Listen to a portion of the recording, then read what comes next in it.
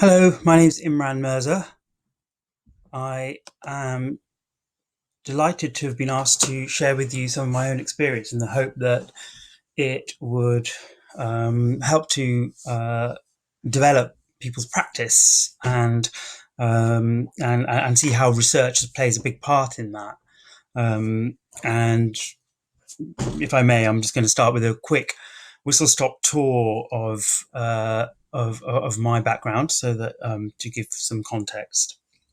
Okay, so I'm a community development practitioner essentially, with around 20 years' experience in a wide range of settings. Um, and yeah, so I just wanted to talk about how research has helped to steer me through the often very bumpy world of community development, if I may.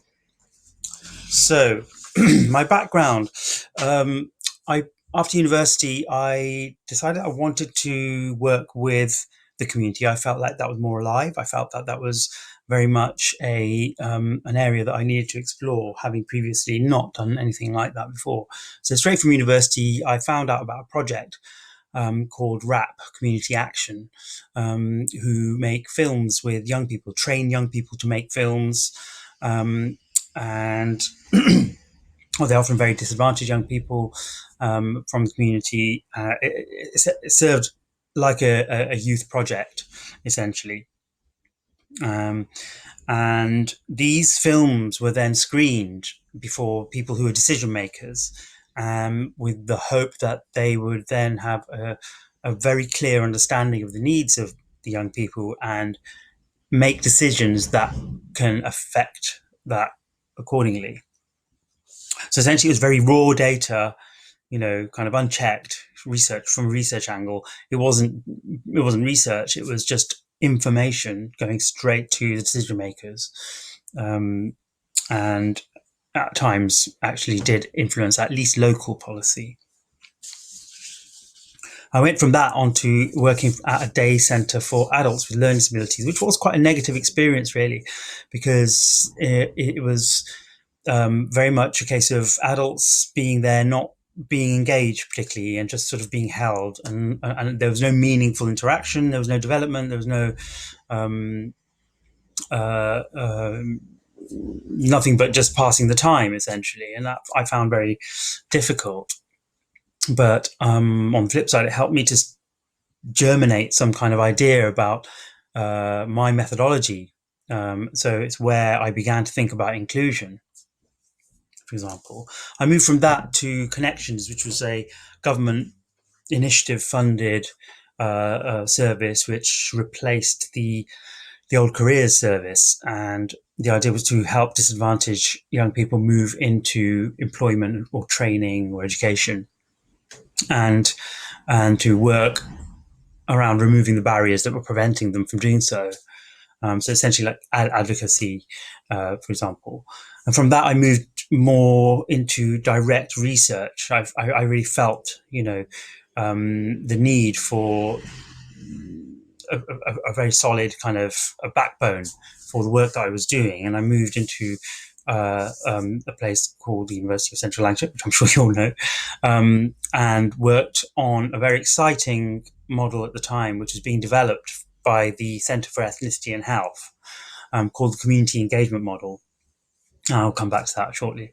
From that, I went into working for one of the small community and voluntary organisations um, in Oxford called the Parasol Project, um, which which provides holiday activities for disabled and non-disabled children in the same setting, so that children learn and play from each other, etc. If you're disabled and non-disabled, it reduces stigma, but all done in the kind of sector of play.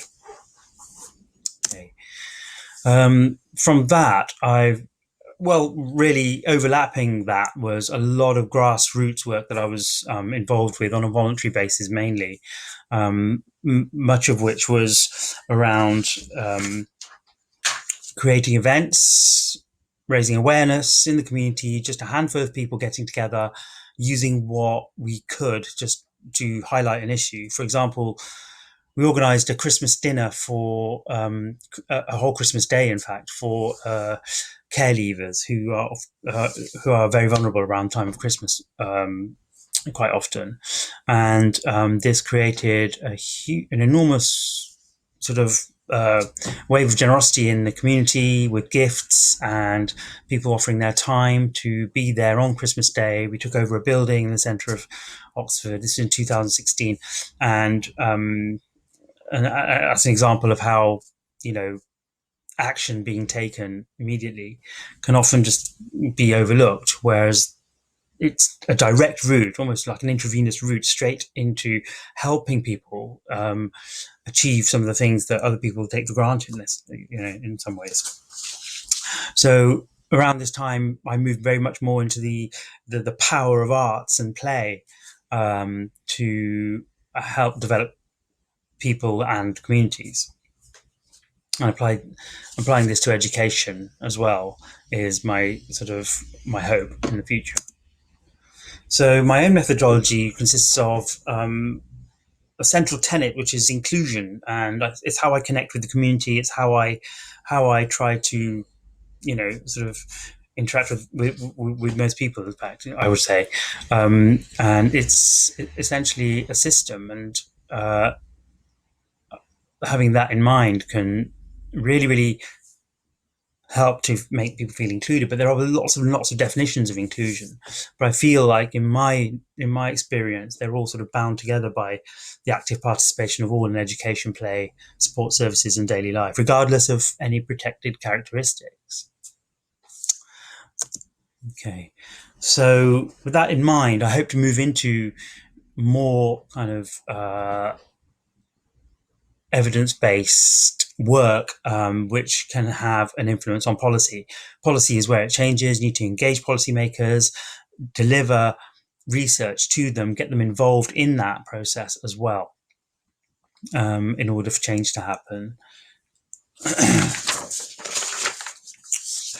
So going back to my work at the University of Central Lancashire, the Centre for Ethnicity and Health was the department I was working for. And there we developed a model called the community engagement model. And the essential four elements of a community engagement project was there needed to be a facilitator. And that facilitator would perhaps be a university research department.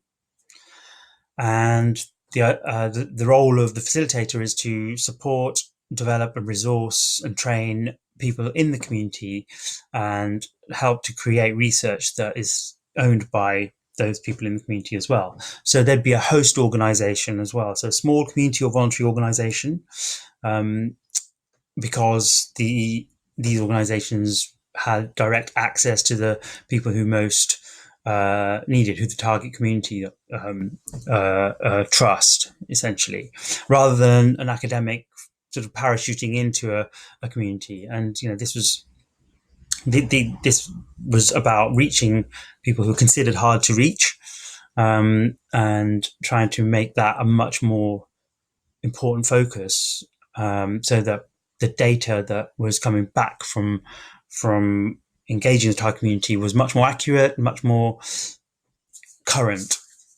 etc. So in return for that data, as a community engagement support worker, I was there to train researchers who were from the target community. So the host organization would engage the target community. We would offer them to be trained. They would gain qualifications and they can develop in their own careers. And in return for that, we would get data coming up that we can use to create reports and then wave those reports in front of policymakers and decision makers, for example, Department of Education, Department of Health, Home Office, who've worked nationally and internationally using this model in the past.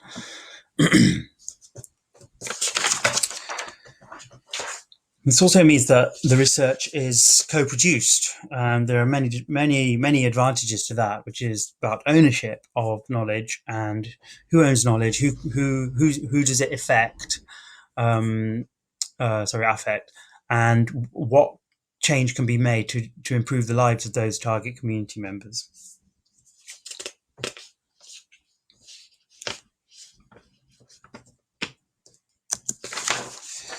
So, for example, this community engagement model, or something like it, perhaps some kind of participatory action research, I believe is absolutely key to developing communities, and I'd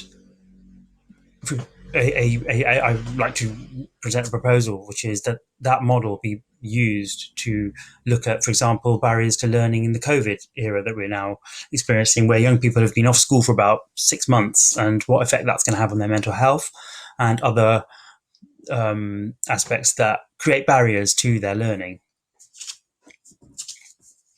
And the whole idea is that it can transform services and make it much more responsive as things change. And, as we've seen recently, they can change hugely.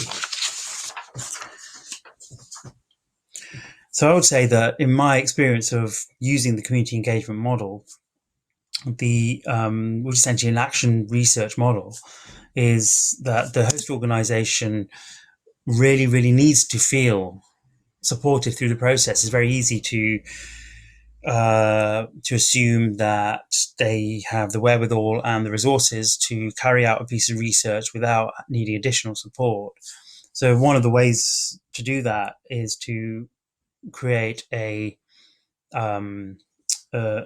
steering group within the community. So local stakeholders, regional stakeholders, for example, if it's a health research question, it could be the Department of Health, the NHS locally, etc. That can be applied to education, that can be applied to substance use, which all have been done.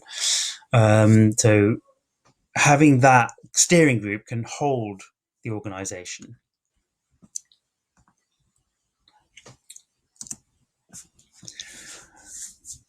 This is also about research being accessible to people in the community, and for them to experience the joy of knowledge and the power that can provide. One of the ways to express that is to hold lots of events, talks, exhibitions, theatre. These things really, really help to embed a piece of research and also to engage communities in the longer term. You're creating memories, you're creating knowledge, you're creating experiences that people can hold for a longer time, rather than, for a community member to pick up a pamphlet, read something and perhaps forget about it again. And that's always a danger. So it can also bind communities together. So community cohesion is a really big important element of that, essentially. And what I found in my experience was that research was more meaningful. The data that we took, qualitative data that really, really moved people and made them listen, because of that direct route into the community and the events that took place in order to engage the target community, etc. Those were memorable, and therefore that information was richer, and in the qualitative format, that's much more powerful than sort of numerical data, for example, stats. Here's some references. So the community engagement model can be found at this link here. Please have a look at it if you can. It's a fascinating model, and essentially it stopped because of political impediments, I suppose, over the last 10 years or so. And it's something that I feel could be resurrected in at least a short form, if not long form yet, but to start thinking in terms of that, and to refer to models that have been used, tried, and tested is very valuable, I think, as we go forward into the future, particularly with the social dimension that COVID has created on our society.